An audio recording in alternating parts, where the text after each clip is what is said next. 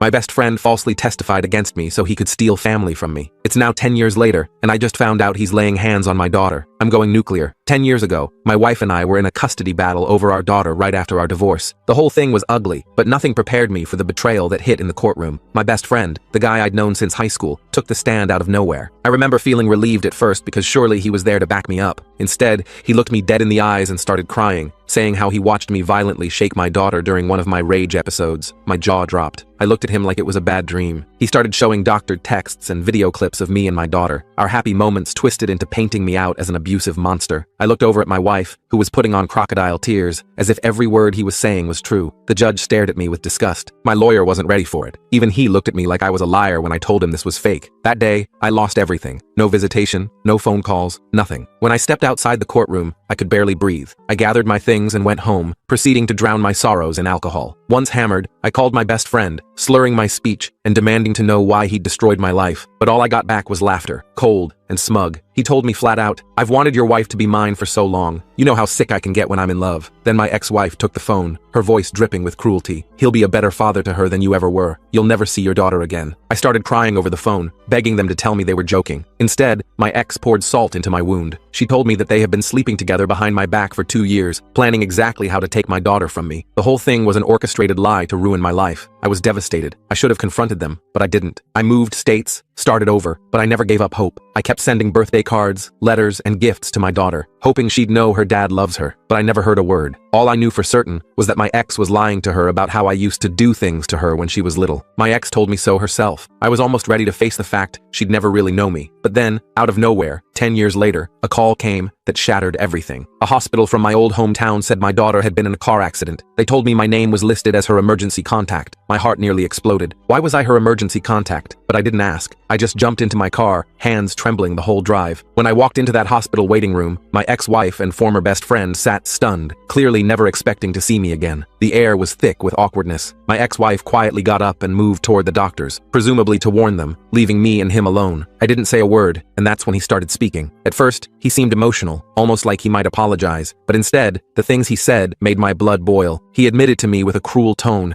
that he never gave my daughter any of my letters or gifts I sent. He laughed about how he convinced her I'd abandoned her. But then, just as I thought it couldn't get worse, he changed gears. A fake sorrow began dripping from his every word, trying to make himself sound like the victim. "I'll admit it," he said, putting on this righteous act. "I neglected her. Kids are a lot of work, man. You know how it is. I'm not proud of this, but there were times she needed a good wallop. Honestly, I'm doing you a favor letting you back in her life now. She's a mess. You should thank me." I felt myself about to explode. Every part of me wanted to swing at him right there, but before I could respond, a small, weak voice called out from behind the slightly open curtain nearby. My daughter, awake, staring at us both, her eyes filled with pain and confusion. I ran over, heart pounding so hard I could barely hear anything else. The next few moments felt like slow motion. My daughter, Lily, was lying there with a bandage around her head and her arm in a cast. She looked so much like the little girl I remembered, but older now, 16 years old. Her eyes were the same as mine, deep brown with flecks of amber that caught the light. Her hair was longer than I remembered, cascading over her shoulders in waves that reminded me of her mother before everything went wrong. I couldn't believe I was finally seeing her. "Dad?" she whispered, her voice cracking. That one word nearly broke me. I hadn't heard her call me that in 10 years. I wanted to hug her but was afraid to hurt her more. I just stood there, frozen, tears streaming down my face. The antiseptic smell of the hospital room faded away as I focused entirely on her face, trying to memorize every detail in case this moment was snatched away from me again. My ex-wife, Denise, came rushing back with a nurse. She tried to position herself between me and Lily. The nurse checked Lily's vitals while Denise glared at me. Her face had aged, lines of bitterness etched around her mouth that hadn't been there before. I stood my ground. The hospital called me. I'm still her father. My voice was steadier than I expected, drawing strength from Lily's presence. My former best friend, Russell, joined us now. He put his hand on Denise's shoulder like he owned her. The gesture made me sick. He'd gained weight over the years, his once athletic frame now soft and imposing. His eyes still held that manipulative gleam I'd been too blind to see when we were friends. "Let's not make a scene," he said with that fake, concerned voice. "This isn't about us. It's about Lily." The nurse finished checking Lily's monitors and turned to all of us. "She needs rest. Only immediate family should stay." She was young, probably new to navigating family drama in her ward. Denise immediately pointed at me. "He's not family anymore. Her voice was sharp, cutting through the air between us. The nurse looked confused. I pulled out my wallet and showed her my ID. I'm her biological father. The hospital called me as her emergency contact. My hands were shaking slightly as I held out my driver's license. This seemed to surprise the nurse. She looked at Lily, who was watching this whole exchange with wide eyes. Lily, who would you like to stay with you? Denise cut in before Lily could speak. She's a minor. I make the decisions. Her knuckles were white as she gripped the side rail of Lily's bed. I want my dad, Lily said quietly but firmly. The shock on Denise and Russell's faces was priceless. They clearly hadn't expected this. The nurse nodded and started ushering them out. Denise tried to protest, but the nurse was firm. The patient has requested privacy with her father. Please respect that. Once they were gone, I pulled a chair next to Lily's bed. The vinyl squeaked beneath me as I sat down. We sat in silence for a moment. I had rehearsed what I'd say to her 1,000 times over the years, but now my mind was blank. The steady beep of her heart monitor punctuated the silence between us. They told me you left us, she finally said, that you didn't want me. Her voice was small, carrying the weight of a decade of abandonment. My heart shattered all over again. That's not true, Lily. I've thought about you every single day. I sent cards, letters, presents. I swallowed hard, fighting back a fresh wave of tears. I never got anything, she said, tears forming in her eyes. One escaped, trailing down her cheek. I wanted to wipe it away but wasn't sure if I should touch her yet. I know. I just found out they kept everything from you. I clenched my fists in my lap, anger mixing with my grief. Lily looked down at her hands. The IV tube snaked from her arm to a machine beside the bed. I heard what Russell said to you about hitting me. Has he hurt you, Lily? I asked gently. She didn't answer directly. Instead, she asked, did you really hurt me when I was little? Mom always said you had anger issues. No, Lily. Never. I would never hurt you. They lied in court. Russell made up stories to help your mom get full custody. I leaned forward,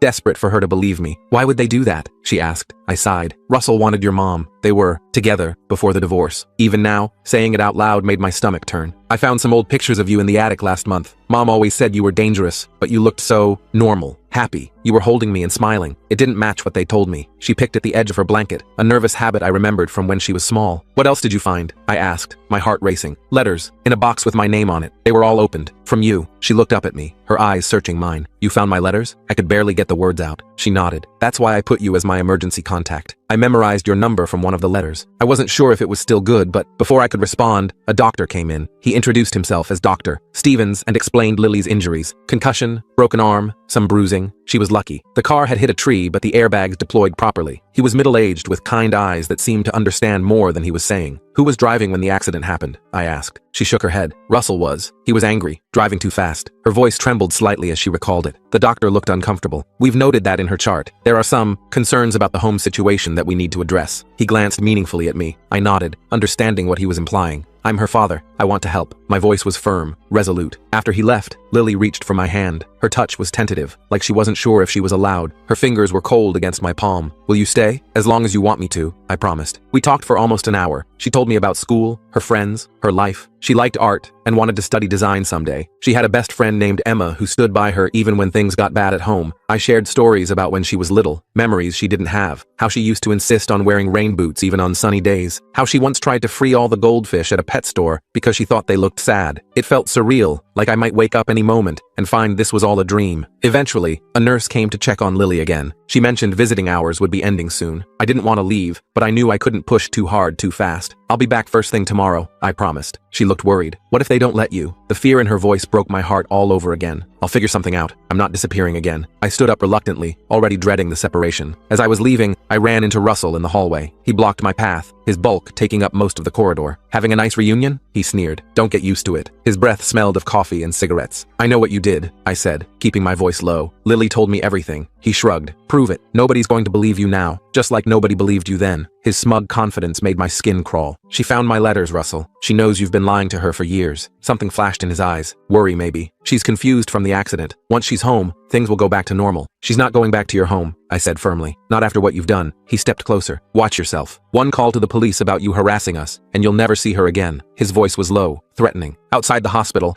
I sat in my car for a long time. My mind was racing. I needed a plan. I couldn't lose Lily again, not now that she knew the truth. I called my old lawyer, left a message explaining the situation. Then I found a hotel nearby and checked in. That night, I could barely sleep. I kept thinking about Lily in that hospital bed, about what might happen when she was discharged. Would Denise and Russell take her home and cut me off again? Would they punish her for contacting me? The next morning, I was back at the hospital as soon as visiting hours started. To my relief, neither Denise nor Russell was there yet. Lily was awake, looking better than yesterday. Some color had returned to her cheeks, and she smiled when she saw me. You came back, she said, sounding surprised. Of course I did, I replied, sitting beside her bed. I promised, didn't I? We talked more, filling in the 10-year gap between us. She asked about where I lived now, my job, if I had a new family. I told her everything, how I'd never stopped thinking about her. After I found your letters, things got worse. Russell found out I was looking through the attic. He got really mad. She twisted the hospital bracelet around her wrist nervously. Did he hurt you? I asked, trying to keep my voice calm. She nodded slightly. He grabbed my arm really hard, left bruises. It wasn't the first time. She pulled up her sleeve, showing me fading yellowish marks on her upper arm. The doctors saw them yesterday. They asked a lot of questions. They're going to help us, Lily, I said. We'll make sure you're safe. They will, I assured her, though I wasn't certain myself. And I believe you. I'm not going anywhere this time. I sat with Lily for hours that day, only stepping out when the nurses came to check on her. Around noon,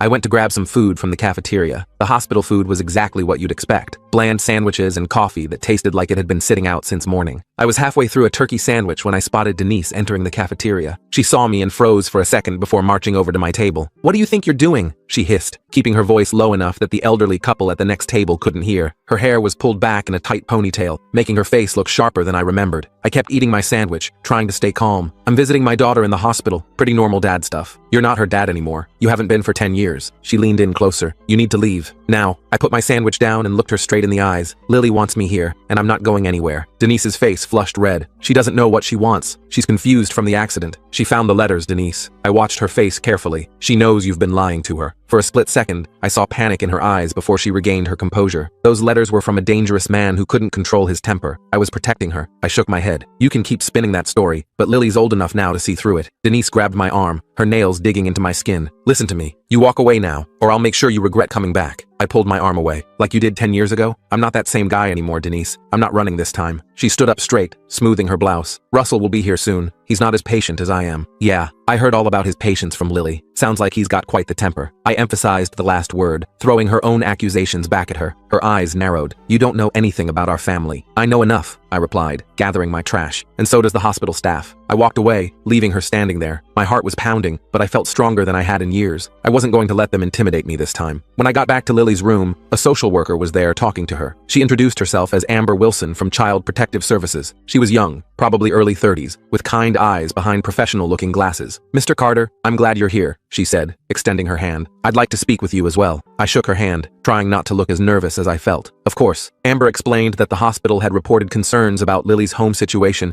based on comments she'd made to the medical staff and the circumstances of the accident. She was doing a preliminary assessment. Lily has shared some concerning information about her home life, Amber said carefully. I understand you haven't been in the picture for some time? I nodded, glancing at Lily, who was watching us intently. Not by choice. I lost custody when she was 6. Her mother and her mother's husband kept us apart. I see. Amber made a note on her tablet. And you're back in contact now because of the accident? Yes. I was listed as her emergency contact. I still couldn't believe Lily had done that. Amber turned to Lily. And you put your father as your emergency contact recently? Lily nodded. Last month, after I found his letters. Amber asked a few more questions, mostly directed at Lily, about Russell's behavior, about the accident, about how things were at home. Lily answered honestly, describing Russell's angry outbursts, how he'd grab her arm hard enough to leave bruises, how he'd been drinking before the accident. He was yelling at me about something stupid, Lily explained. I forgot to put away the dishes or something. He said we were going for a drive to talk about my attitude. He was driving way too fast, and I told him to slow down. That just made him madder. Amber nodded, her face professional, but I could see the concern in her eyes. What happened next? He turned to yell at me and didn't see the curve coming. We went off the road. Lily's voice was steady, but her hands were trembling. The car hit a tree. He wasn't wearing his seatbelt. I was. I felt sick imagining it. Lily could have been cold because of that jerk's temper. Amber asked me a few more questions about my current living situation, my job, my relationship with Lily. I answered everything honestly. I had a stable job as an IT specialist, a decent 2-bedroom apartment, and while I hadn't been allowed to be part of Lily's life, I'd never stopped trying. I'm going to need to speak with Mrs. Carter. Sorry, Mrs. Wilson now, and her husband as well, Amber said, standing up. In the meantime,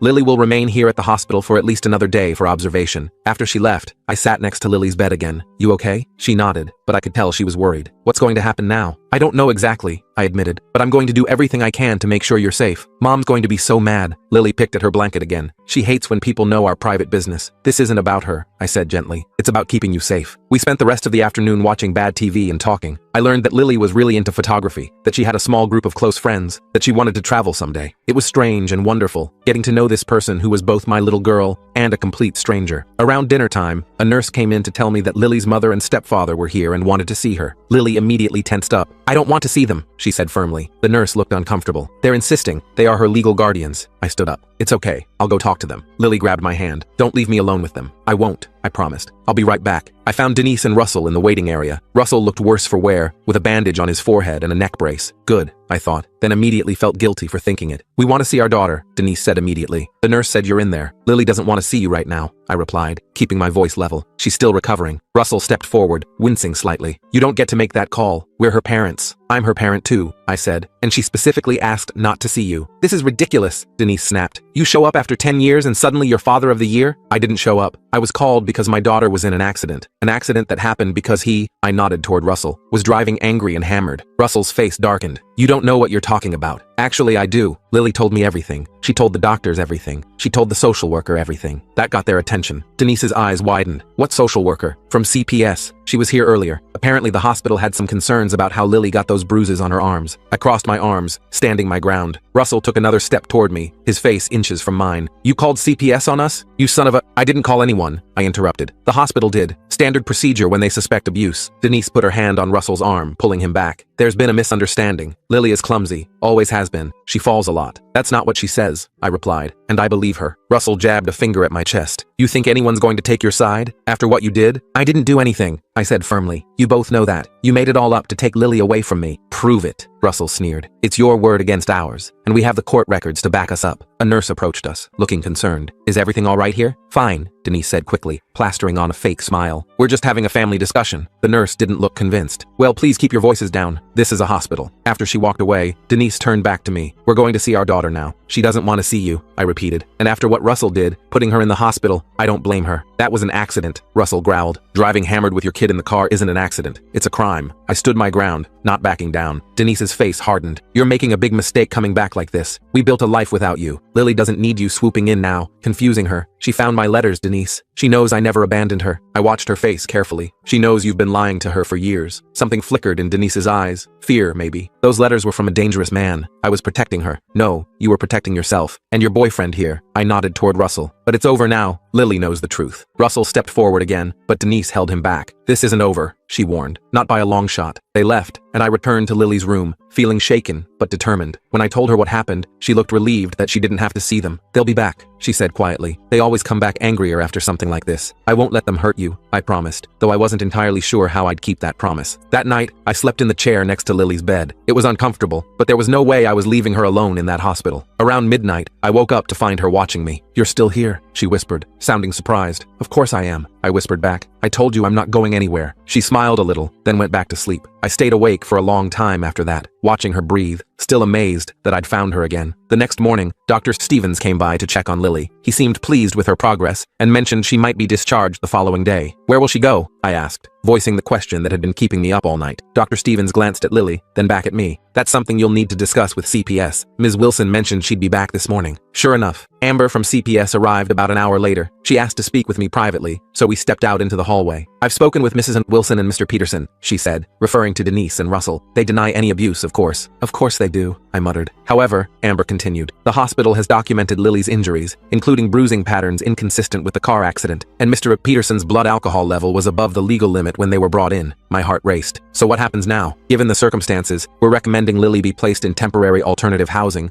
while we investigate further. Amber adjusted her glasses. Do you have a place where she could stay? I blinked, surprised. With me? Yes, absolutely. I have a spare bedroom in my apartment. You'd need to undergo an emergency home assessment, but given that you're her biological father with no documented history of abuse, she paused. Wait, there was something in the file about a custody case? My stomach dropped. 10 years ago, yes, my ex-wife and her boyfriend, now husband, made false accusations. I lost custody. Amber frowned. That complicates things. We'll need to review those records. They lied, I said desperately. Russell admitted it to me at the hospital. They wanted Lily for themselves, so they made up stories about me. I understand, but I need to follow protocol. Amber's voice was sympathetic but firm. In the meantime, we need to find a safe placement for Lily. Please, I said. She wants to be with me. She's the one who put me as her emergency contact. She found my letters and realized they'd been lying to her all these years. Amber considered this. Let me make some calls. We might be able to arrange a temporary placement with you, pending a full investigation, but I can't make any promises. After she left, I went back to Lily's room and explained the situation as gently as I could. She looked terrified at the thought of going back to Denise and Russell. I won't let that happen, I promised. Even if you can't stay with me right away, they won't send you back there while CPS is investigating. Where would I go? She asked, her voice small. Maybe a temporary foster home? Just until they sort everything out. I tried to sound more confident than I felt. Lily's eyes filled with tears. I just found you again. I don't want to go to strangers. I held her hand, feeling helpless. I know, sweetheart. I'm doing everything I can. Later that afternoon, Amber returned with news. She'd spoken to her supervisor and reviewed the hospital reports. Given the circumstances, they were willing to place Lily with me temporarily while they investigated further. I'd need to submit to a background check and home assessment, but they could expedite the process. Really? Lily's face lit up for the first time since I'd arrived at the hospital. Amber nodded. It's not permanent yet. There will be follow-up visits and interviews. But for now, yes, you can stay with your father when you're discharged. I could have hugged her. Thank you. Thank you so much. After Amber left, Lily and I started making plans. I'd need to get some things for her room, figure out school arrangements, all the practical details I'd missed out on for 10 years. It was overwhelming, but in the best possible way. Our planning was interrupted when a nurse came in, looking uncomfortable. Mr. Carter, there's a police officer here who wants to speak with you. My heart sank. Had Denise and Russell called the police on me somehow? I followed the nurse out to find a uniformed officer waiting. He introduced himself as Officer Jenkins, a middle-aged man with a serious expression. I understand you're Lily Carter's father? He asked. I nodded, trying to stay calm. Yes, that's right. I need to ask you some questions about the accident and the events leading up to it. His tone was professional, giving nothing away. I explained that I hadn't been there, that I'd only arrived after being called as Lily's emergency contact. Officer Jenkins took notes, then asked about my relationship with Lily and her mother. We've been estranged for 10 years, I admitted. Her mother and stepfather kept us apart. And how did you feel about that? He asked, watching me carefully. Devastated, I answered honestly. I never wanted to lose my daughter. I've been trying to contact her for years. Officer Jenkins nodded. Mr. Peterson claims you've been harassing the family, that you showed up here making threats. I shook my head. That's not true. The hospital called me because Lily listed me as her emergency contact. I haven't had any contact with them in years. He says you threatened him in the waiting room yesterday. I didn't threaten anyone, I insisted. We had a conversation. It was tense, but there were no threats. Officer Jenkins made another note. Are you aware that Mr. Peterson is claiming you coached Lily to make false allegations against him? My blood boiled. That's ridiculous. I hadn't spoken to Lily in 10 years until I got here. She told the doctors about the abuse before I even arrived. I understand, Officer Jenkins said, his expression neutral. I'm just following up on the report. What report? I asked, suddenly worried. Mr. Peterson filed a complaint this morning. He's claiming you're trying to alienate his stepdaughter from him and his wife. Officer Jenkins closed his notebook. Given the circumstances, I'd advise you to be careful about making any accusations without evidence. The evidence is all over Lily's body, I said, trying to keep my voice steady, and in the hospital's blood test showing Russell was hammered when he crashed the car with my daughter in it. Officer Jenkins nodded. Those matters are being investigated separately. For now, I'm just giving you a heads up. This situation could get complicated. After he left, I leaned against the wall, trying to process what had just happened. Russell was trying to flip the script, painting me as the manipulative one. It was exactly what he'd done 10 years ago, and it had worked then. I went back to Lily's room, trying to hide my worry. She saw through it immediately. What's wrong? She asked. Was that about me? I sat down beside her. Russell filed a police report. He's claiming I'm manipulating you into making false accusations against him. Lily's face hardened. That's what he always does. Turns everything around so he's the victim. I know, I said. But this time we have evidence. The hospital records, the blood test, and you're old enough now that people will listen to you. I'm scared, she admitted. What if they make me go back? They won't, I promised, hoping I was right. CPS is on our side. The doctors are on our side. We just need to stick to the truth. That evening, Amber returned with more paperwork for me to fill out. She mentioned that Denise and Russell had been difficult during their interview, making accusations against me, and claiming Lily was making up stories for attention. It's not uncommon for abusers to deflect blame, Amber said matter-of-factly. We're proceeding with the temporary placement with you, but be prepared. They're not going to make this easy. I never expected them to, I replied, signing the last form. But I'm not backing down this time. The next morning, Dr. Stevens cleared Lily for discharge. Her arm was still in a cast, and she had some lingering bruises, but she was well enough to leave. A nurse brought in a wheelchair, hospital policy for all discharged patients. Ready to go home? I asked, helping her gather the few things she had. Lily smiled. Home, that sounds nice. As I wheeled her toward the exit,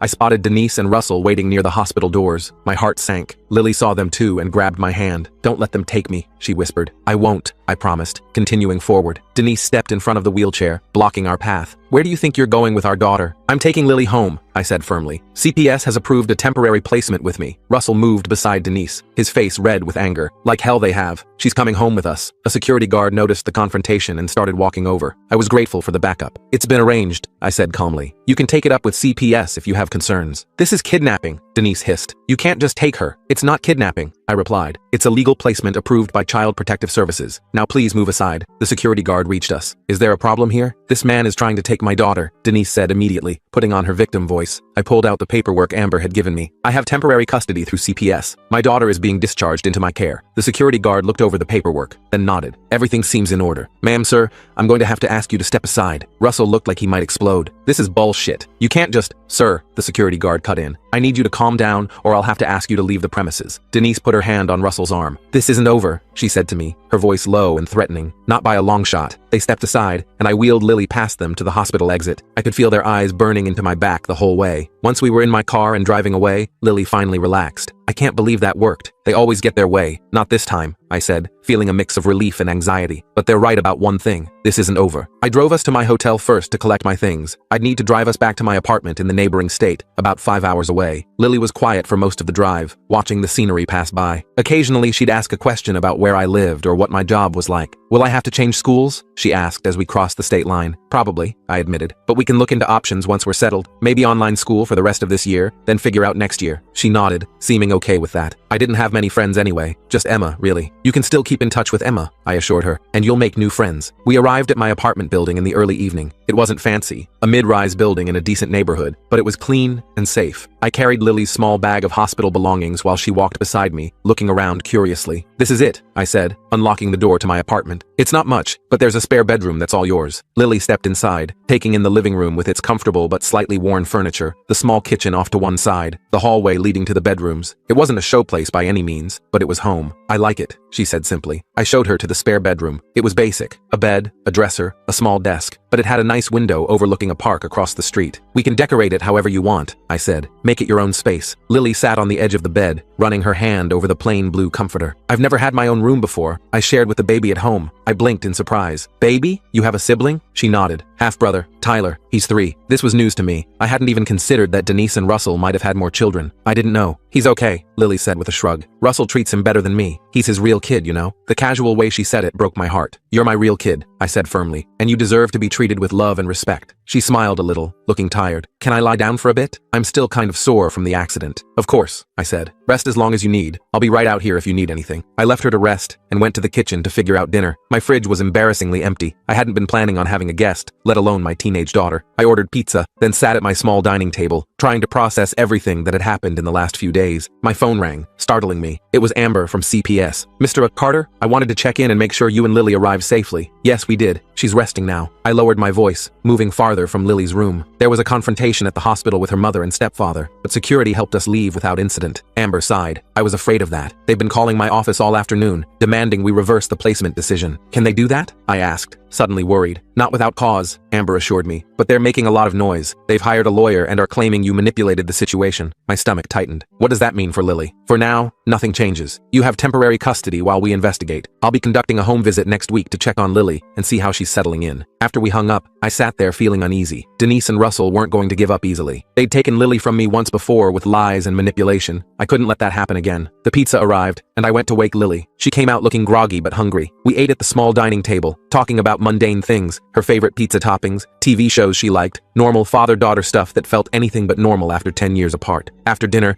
Lily helped me clean up, moving around the kitchen like she was trying to memorize where everything went. It struck me that she might be worried this was temporary, that she'd be sent back to Denise and Russell. You know, I said casually, we should make a list of things you need. Clothes, school supplies, whatever would make you feel more at home here. She looked up, surprised. You think I'll be here that long? I hope so, I said honestly. I'm going to do everything I can to make that happen. She nodded, but I could tell she was afraid to hope too much. Can I take a shower? I still feel gross from the hospital. Of course, let me show you how the shower works. It's a little tricky. After I showed her the bathroom and gave her a clean towel, I went back to the living room and called my lawyer. I'd left him a message the day before but hadn't heard back. This time he answered. Mike, it's been a long time, he said, sounding surprised. What's this about your daughter? I explained everything. Lily's accident, the abuse allegations against Russell, the temporary custody arrangement. Stephen listened without interrupting, then let out a low whistle. That's quite a situation. And you're sure the abuse allegations are legitimate? Absolutely, I said firmly. The hospital documented bruising consistent with abuse, not just from the accident. And Russell was hammered when he crashed the car with Lily in it. That helps, Stephen said. But be prepared. If they fought this dirty 10 years ago, they'll do it again. They might try to use the old custody ruling against you. Can they do that? It was based on lies. It's still a legal precedent, Stephen warned. We'd need to prove those allegations were false, which isn't easy after all this time. I thought about what Lily had told me, about finding my letters. Lily found evidence that they've been hiding my communications from her. She knows they lied about me abandoning her. That's helpful, but not definitive proof of the other allegations being false. Stephen paused. What we need is for Russell to slip up, to admit what they did. I remembered Russell's smug face at the hospital, how he'd bragged about keeping my letters from Lily. He's arrogant. He might, if pushed. Don't do anything stupid, Stephen warned. Let me handle the legal side. I'll file for permanent custody based on the abuse allegations and the CPS placement. In the meantime, focus on taking care of Lily and documenting everything. After we hung up, I sat there thinking about what Stephen had said. We needed proof that Denise and Russell had lied 10 years ago. But how could I get that after all this time? Lily came out of the bathroom, her hair wet, and wearing the same clothes she'd had at the hospital. I made a mental note to take her shopping as soon as possible. Feel better? I asked. She nodded, sitting next to me on the couch. What happens now? Now we take it one day at a time, I said. Tomorrow we'll go shopping, get you some clothes and things for your room. We'll need to figure out school eventually, but that can wait a bit. What about Mom and Russell? She asked, her voice small. They won't just let me stay here. No, they probably won't, I admitted. But we have the law on our side this time, and the truth. She leaned against my shoulder, a gesture so natural and yet so surprising after all these years apart. I'm glad I found your letters. Me too, sweetheart, I said, my throat tight with emotion. Me too. The next few days fell into a strange new routine. We went shopping for clothes and school supplies. I called my boss and explained the situation, arranging to work remotely for a while. Lily and I spent hours just talking, filling in the gaps of the past 10 years. She told me more about life with Denise and Russell, how Russell's temper would flare over the smallest things, how Denise would make excuses for him, telling Lily she needed to try harder not to provoke him, how they'd tell her I was dangerous, that I didn't want her, that I'd hurt her when she was little. I believed them for a long time, she admitted one evening as we sat on the balcony watching the sunset. But things didn't add up. I had these memories of you that didn't match what they said, like how you used to read to me every night, or how you'd let me stand on your feet to dance. I smiled at the memory. You loved that. You called it daddy dancing. She nodded. I remembered that. And other stuff too. Good stuff. It didn't make sense with what they told me. That's why you went looking in the attic? Yeah. Mom keeps all the important papers up there. I thought maybe there'd be something about you. She twisted a strand of hair around her finger. I found this box with my name on it. It had all these letters and cards. Birthday cards. Christmas cards. Letters telling me you loved me and missed me. My heart ached thinking about all those messages that never reached her. I sent something every month. For 10 years. I know. They were all there. Organized by date. She looked at me, her eyes sad. Why would they keep them if they weren't going to give them to me? Control, I said simply. They wanted to control the narrative about me. If you'd gotten those letters, you might have questioned their story, which is exactly what happened when I found them, she said with a small, defiant smile. The doorbell rang, interrupting our conversation. I checked the peephole and saw Amber from CPS standing there with another woman I didn't recognize. Mr. Carter, Amber said when I opened the door. Sorry for the unannounced visit. This is my supervisor, Beverly Thompson. We need to conduct an initial home assessment. I invited them in, calling for Lily to join us. The assessment was thorough, but not invasive. They checked Lily's room, the bathroom, the kitchen. They asked about meals, school plans, house rules. Beverly asked Lily several questions about how she was feeling, if she felt safe, if she had everything she needed. I feel safe here, Lily said firmly. For the first time in a long time. Beverly nodded, making notes. And how are you recovering from your injuries? Lily showed her the cast on her arm. It itches, but otherwise okay. The headaches are mostly gone now. After about an hour, they seemed satisfied. Amber pulled me aside while Beverly finished talking with Lily. Everything looks good, she said quietly. But I should warn you, Mrs. Wilson and Mr. Peterson have filed a formal complaint. They're claiming you've manipulated Lily and CPS into this arrangement. My stomach tightened. That's ridiculous. I know, Amber said, but they're pushing hard. They've hired a lawyer and are demanding Lily be returned to them immediately. What does that mean for us? I asked, glancing at Lily, who was showing Beverly a drawing she'd made. For now, nothing changes. You still have temporary custody, but there will be a hearing next week to review the placement. Amber looked sympathetic. You should hire a lawyer if you haven't already. I have, I assured her. He's filing for permanent custody. After they left, I explained the situation to Lily as gently as I could. She took it better than I expected, but I could see the fear in her eyes. They won't win, I promised. Not this time. That night, as I was getting ready for bed, my phone rang. Unknown number. I almost didn't answer, but something told me I should. Hello? Is this Mike? A young woman's voice, vaguely familiar. Yes. Who's this? It's Emma, Lily's friend. She sounded nervous. She gave me your number. I hope that's okay. Of course, I said, surprised. Is everything all right? Not really, Emma said. Mrs. Wilson and Mr. Peterson came to my house today. They were asking all these questions about Lily, trying to get me to say she made up stuff about Mr. Peterson. My blood ran cold. What did you tell them? The truth, Emma said firmly. That Lily showed me the bruises, that she was scared of him, that she cried when she told me about how he grabbed her and shook her. Thank you for being honest, I said, genuinely grateful. That couldn't have been easy. They were super mad, Emma continued. Mr. Peterson started yelling at me, saying I was a liar. My mom kicked them out. I'm sorry you had to deal with that, I said, but I appreciate you telling me. There's something else, Emma said, her voice dropping lower. After they left, I remembered something. Lily gave me some stuff to keep for her a few months ago. Letters and pictures. She was afraid her stepdad would find them and get mad. My heart raced. What kind of letters and pictures? Your letters, Emma said. The ones she found in the attic. And some pictures of you and her when she was little. She wanted them safe. This could be exactly what we needed. Proof that Lily had found the letters before the accident. Before she ever contacted me. Evidence that she'd been telling the truth about Russell. Emma, those letters could be really important, I said carefully. Would you be willing to give them to my lawyer? Yeah, of course, Emma replied without hesitation. Lily's my best friend. I want to help her. her. We arranged for Stephen to contact Emma's mother the next day. After we hung up, I sat on the edge of my bed, feeling a glimmer of hope for the first time in days. Maybe we had a chance after all. The next morning, I called Stephen and told him about Emma and the letters. He agreed it could be crucial evidence and promised to follow up immediately. "This is good," he said. "If we can prove Lily found those letters before the accident, before she ever contacted you, it supports her credibility. And if she has pictures of the bruises Russell gave her, even better." "What about the hearing next week?" I asked. "Should Lily be there?" "Probably not for the whole thing," Stephen advised, "but the judge might want to speak with her privately. We'll prepare her for that possibility." After I hung up, I found Lily in the kitchen making toast. She looked up when I came in, immediately picking up on my mood. "What's wrong?" she asked. "Nothing's wrong," I assured her. "Actually, something might be right for once. Emma called me last night." Lily's eyes widened. "She did? What did she say?" I told her about the conversation, about Emma's willingness to help. "She mentioned you gave her some of my letters and pictures to keep safe?" Lily nodded. "After I found them in the attic. Russell almost caught me looking through them once, so I took the most important ones to Emma's house." "That was smart thinking," I said. "Those letters could help us prove you're telling the truth about everything." For the first time since the accident, Lily smiled a real, hopeful smile. "Really?" "Really," I confirmed. "Our lawyer is contacting Emma's mom today to get them." We spent the rest of the day making plans. I enrolled Lily in online classes to finish out the school year. We picked out paint colors for her bedroom. Small, normal things that felt revolutionary after everything we'd been through. That evening, Stephen called with an update. He'd spoken with Emma's mother, who was fully supportive, and had already gathered the letters and pictures Lily had left with them. He'd arranged to pick them up the next day. "There's something else," Stephen added. "Emma told her mother about other incidents she witnessed. Times when Russell was aggressive with Lily. She's willing to provide a statement." "That's incredible," I said, relief washing over me. "Will it be enough?" "It's a strong start," Stephen said cautiously. "But be prepared. Denise and Russell aren't going to back down easily." He was right about that. The very next day, a process server showed up at my door with papers. Denise and Russell were suing for emergency custody, claiming I had manipulated Lily into making false accusations against them. The allegations were ridiculous. That I'd brainwashed Lily during our phone conversations before the accident, conversations that never happened. That I'd coached her to lie to the doctors and CPS. That I was an unstable parent with a history of violence, citing the old custody case. I called Stephen immediately, my hands shaking with anger as I read through the papers. "They're lying. Again, just like 10 years ago." "I expected something like this," Stephen said calmly. "Send me the papers. We'll respond appropriately." When I told Lily about the lawsuit, she wasn't surprised either. "That's what they do," she said, with a wisdom beyond her years. "They lie and twist things until they get their way. Not this time," I promised her. "This time we have evidence. This time you're old enough to speak for yourself." The next few days were a whirlwind of preparation. Stephen collected Emma's statement and the letters Lily had hidden with her. He filed our response to Denise and Russell's emergency petition, including affidavits from the hospital staff who had documented Lily's injuries and Emma's statement about witnessing Russell's abuse. The night before the hearing, Lily and I sat on the couch watching a movie, both too anxious to really pay attention to the plot. During a quiet moment, she turned to me. "What if they win tomorrow?" she asked, her voice small. "What if I have to go back?" I put my arm around her shoulders, pulling her close. "That's not going to happen. But even if something goes wrong tomorrow, I'm not giving up. Not ever again." She leaned her head against my shoulder. "I'm glad I found your letters." "Me too, sweetheart," I said, my throat tight with emotion. "Me too." The morning of the hearing, I woke up before my alarm even went off. I'd barely slept, just tossing and turning all night thinking about what might happen. I made coffee and sat at the kitchen table, trying to calm my nerves. Lily came out of her room around 7, already dressed in the new outfit we'd bought for court. Simple black pants and a blue blouse that made her look older than 16. "You look nice," I said, pushing a mug of hot chocolate toward her. I'd noticed she preferred that to coffee. "Thanks," she mumbled, sitting down across from me. She looked as nervous as I felt, picking at her fingernails the same way she used to when she was little. "Everything's going to be okay," I told her, trying to sound more confident than I felt. "Stephen is meeting us at the courthouse. He's got all the evidence we need." Lily nodded, but didn't look convinced. "Russell always gets his way," she said quietly. "He's really good at making people believe him." "Not this time," I promised. "This time, we have proof." We drove to the courthouse in silence. My hands were sweating on the steering wheel, and I kept checking the rearview mirror like I was expecting Denise and Russell to be following us or something. The courthouse looked exactly the same as it had 10 years ago when I'd lost everything. Same gray stone steps, same heavy wooden doors. I took a deep breath before getting out of the car. Stephen was waiting for us in the lobby, looking professional in his suit with a briefcase at his feet. He shook my hand and gave Lily a reassuring smile. "You must be Lily," he said. "I'm Stephen. I've heard a lot about you." Lily managed a small smile. "Nice to meet you." Stephen led us to a small conference room where we could talk privately before the hearing. He explained what would happen. The judge would hear arguments from both sides, might speak to Lily privately, and then make a decision about the temporary custody arrangement. "What about their lawsuit?" I asked. "The one claiming I manipulated Lily? We filed a motion to dismiss," Stephen said. "It's baseless, and I think the judge will see that, especially with the evidence we have." He opened his briefcase and pulled out a folder. "Emma's statement is very compelling. She details multiple incidents where she witnessed Russell's aggressive behavior toward Lily, and the letters and photographs are exactly what we needed." Lily leaned forward. "You have the pictures too?" Stephen nodded. "Emma's mother gave us everything, including some photos you took of bruises on your arms." Lily looked down at her hands. "I was scared to show anyone else. Russell said if I ever told, he'd make things worse." I reached over and squeezed her hand. You're incredibly brave, you know that? The door opened, and a court officer told us it was time. As we walked into the courtroom, I spotted Denise and Russell immediately. They were sitting at a table with their lawyer, a sharp-looking woman in an expensive suit. Denise was dressed like she was going to church, all proper in a conservative dress. Russell had cleaned up too, wearing a suit that made him look almost respectable. It was all for show, and it made me sick. The judge, an older man named Judge Harrington, called the court to order. He explained that this was a hearing to review the temporary custody arrangement for Lily Carter and to address the emergency petition filed by Denise and Russell. Denise and Russell's lawyer went first. She painted this picture of them as loving, concerned parents, whose daughter had been manipulated by her estranged father. She claimed I'd somehow gotten in contact with Lily before the accident and convinced her to make up stories about abuse. She even suggested the bruises documented at the hospital could have been self-inflicted or from normal teenage activities. Your Honor, she said in this smooth, practiced voice, Mr. Carter lost custody of his daughter 10 years ago due to his violent behavior. Now he's using this tragic accident as an opportunity to alienate Lily from her mother and stepfather, who have raised her for the past decade. I felt my blood pressure rising with every lie she told. Stephen put a hand on my arm, silently telling me to stay calm. When it was his turn to speak, he stood up with quiet confidence. Your Honor, he began, the facts of this case are quite different from what opposing counsel has presented. Lily Carter was brought to the hospital following a car accident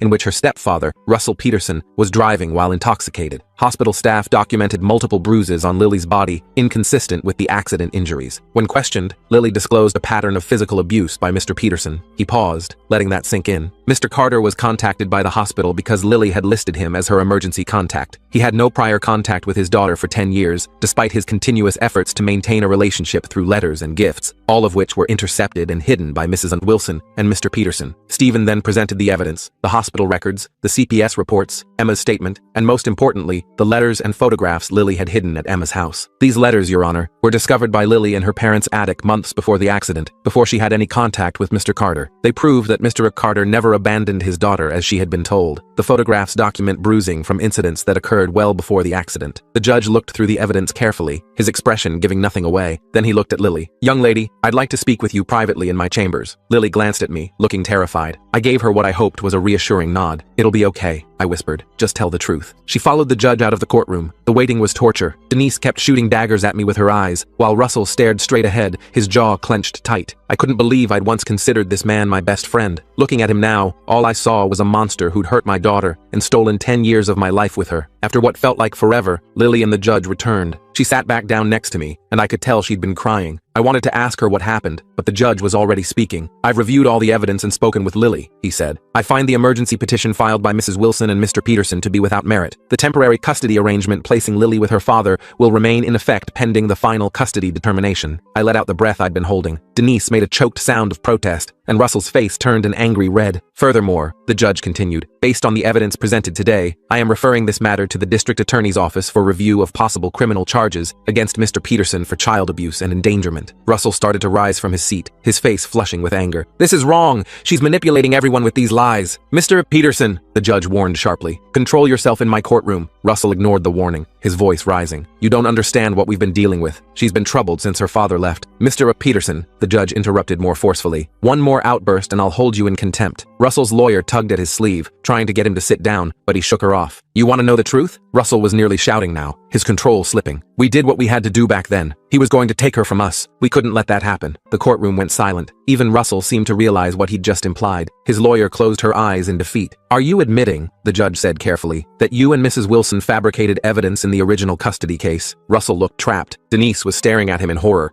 That's not what I meant, he stammered, but it was too late. The damage was done. The judge ordered a full review of the original custody case and maintained the temporary custody arrangement placing Lily with me. He also instructed the district attorney to investigate Russell's statement as a possible admission of perjury. As we left the courtroom, I felt like I was floating. Lily walked beside me, a small smile playing on her lips. You did it, I said, putting my arm around her shoulders. You were so brave in there. She leaned against me. I just told the truth about everything. Stephen met us outside, looking pleased. That couldn't have gone better, he said. Russell's outburst was exactly what we needed. What happens now? I asked. Now we file for permanent custody, Stephen said. With what happened today, I'd say our chances are excellent. As we walked toward the exit, I spotted Denise standing alone near the water fountain. She looked defeated, her perfect church outfit now seeming like a costume that didn't fit right. Part of me wanted to walk right past her, but something made me stop. Lily, wait here with Stephen for a minute, I said. I need to talk to your mom. Lily looked uncertain but nodded. I walked over to Denise, who tensed up when she saw me coming. What do you want? She asked, her voice lacking its usual edge. I want to know why, I said simply. Why did you do it? We could have shared custody. We could have both been in her life. Denise looked away. Russell was obsessed with having a perfect family. He convinced me you'd try to turn Lily against us, if you had any access to her. She sighed. After a while, I started believing it too. That's not a good enough reason to destroy someone's life, I said. To lie to your daughter for 10 years. I know, she said quietly. I know that now. I shook my head. There was nothing more to say. I turned to walk away, but Denise called after me. Mike, take care of her. Better than I did. I nodded once, then went back to Lily and Stephen. We walked out of the courthouse together, into the bright afternoon sunlight. The next few weeks were a whirlwind. The district attorney decided to press charges against Russell for child endangerment, related to the hammered driving accident, and began investigating the perjury allegations. He eventually accepted a plea deal with community service and probation, a lighter sentence than I thought he deserved,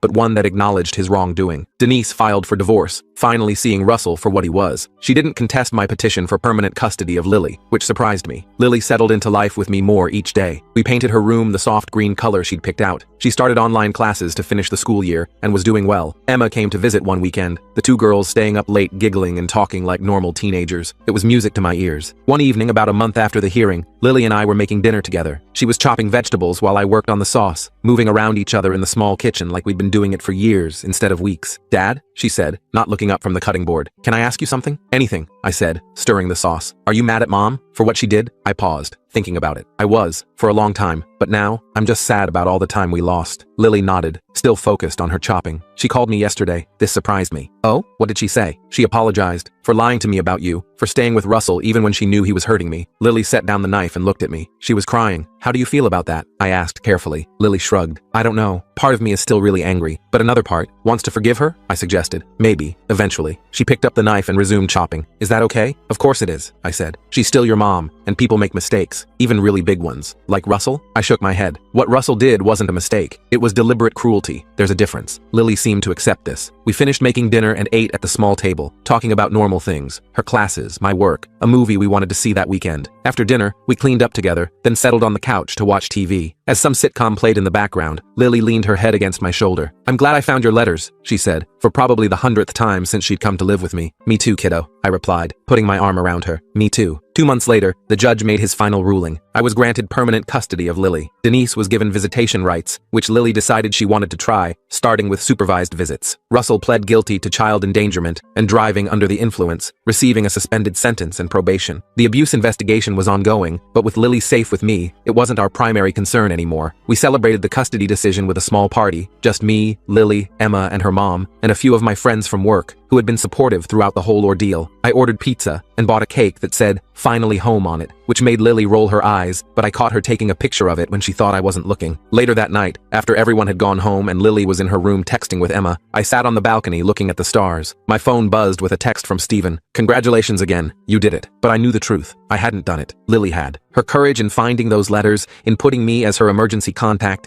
in telling the truth about Russell, that's what had changed everything. My phone buzzed again with another text, this time from Lily, even though she was just in the other room. Thanks for not giving up on me. I smiled and texted back. Never did, never will. A week later, Lily and I drove back to our old hometown. She wanted to get the rest of her things from Denise's house, and I'd promised to take her. It was strange being back, driving past familiar landmarks that now seemed to belong to another life. Denise's house, the house that used to be mine too, looked smaller than I remembered. The front yard was overgrown, the flower beds I used to maintain now full of weeds. Denise met us at the door, looking tired but sober. Russell was long gone, moved out after the divorce filing. Lily's room is upstairs, she told me awkwardly. Same as always, I nodded. Thanks. Lily went up to pack her things while Denise and I stood in uncomfortable silence in the living room. The house was quiet without Russell's domineering presence. I'm sorry, Denise said suddenly, for everything, for lying in court, for keeping her from you, for staying with him even when I knew. She trailed off, tears in her eyes. I didn't say it was okay, because it wasn't, but I nodded, acknowledging her apology. What about Tyler? I asked, remembering Lily's half-brother. He's with my mother today, Denise said. He asks about Lily a lot, misses her. She could visit him sometimes, I offered, if you want. Denise looked surprised, then grateful. I'd like that. He would too. When Lily came down with her bags, the three of us stood there awkwardly for a moment. Then Denise hugged Lily, a quick, uncertain embrace that Lily returned stiffly. I'll call you about visiting Tyler, Denise said as we were leaving. Lily nodded. Okay. In the car, Lily was quiet, looking out the window at the neighborhood where she'd grown up. I didn't push her to talk, letting her process everything in her own time. Finally, as we hit the highway heading home, she spoke. It feels weird, leaving. I know, I said. It's okay to have mixed feelings. She nodded. I'm glad we're going home though. Our home. Me too, I said, feeling a warmth spread through my chest at her words. 6 months later, life had settled into a new normal. Lily started at her new high school and was doing well. She'd made a few friends and joined the photography club. She visited Denise and Tyler once a month, short visits that were slowly getting less awkward. Russell was out of the picture entirely, serving time for violating his probation. One evening, I came home from work to find Lily at the dining table, surrounded by papers and photos. What's all this? I asked, setting down my laptop bag. I'm making a timeline, she explained, for my photography project. It's about memory and perspective. I looked closer and saw she was arranging photographs chronologically. Baby pictures, toddler years, elementary school. There was a big gap,